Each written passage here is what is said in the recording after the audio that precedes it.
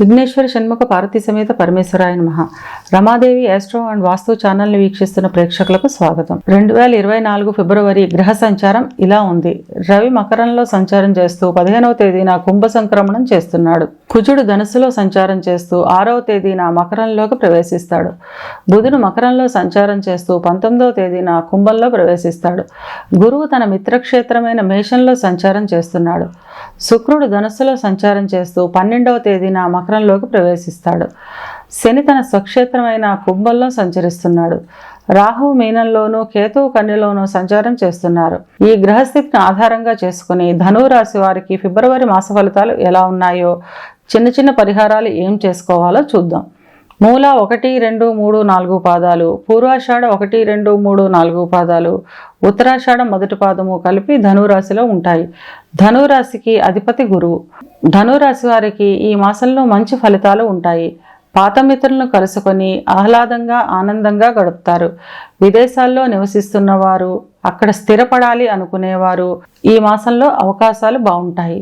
వివాహాది శుభకార్యాలలో పాల్గొంటారు. నూతన వస్తు వాహన వస్త్ర స్వర్ణాభరణ ప్రాప్తి ఉంటుంది. విద్యార్థులకు ఈ మాసం చాలా అనుకూలంగా ఉంటుంది. ఉన్నత విద్య అభ్యసించే వారికి, రీసెర్చ్ చేయాలి అనుకునే వారికి ఆశించిన సీట్లు లభిస్తాయి. వారి రీసెర్చ్లో అద్భుతమైన ప్రతిభను కనపరచగలుగుతారు. ఉద్యోగస్తులు దూర ప్రదేశాలకు బదిలీలు అవుతారు. అయినప్పటికీ వీరికి అనుకూలంగానే ఉంటుంది. విదేశాలకు వెళ్ళాలనుకునే వారికి ఈ మాసంలో అవకాశాలు వస్తాయి. వ్యాపారస్తుల విషయానికి వస్తే వ్యాపారాన్ని విస్తరిస్తారు. తద్వారా ఖర్చులు ఎక్కువ అవుతాయి. అయినప్పటికీ ఖర్చులను మించిన ధనలాభం కూడా ఉంటుంది. వ్యాపారాభివృద్ధి నిమిత్తం దూర ప్రయాణాలు చేయడం వల్ల ఇంటికి దూరంగా నివసించవలసిన అవసరం ఉంటుంది. వివాహానికి ఎదురు చూస్తున్న వారికి చివరి వారంలో అనుకూలంగా ఉంటుంది.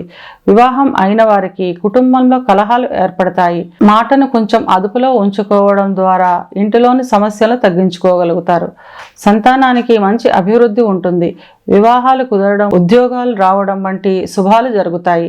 చిన్న చిన్న అనారోగ్య సమస్యలు ఉంటాయి. ఇంటి నుంచి దూరంగా నివసించవలసిన అవసరం ఉంటుంది. విందు వినోదాలలో ఆహ్లాదంగా పాల్గొంటారు.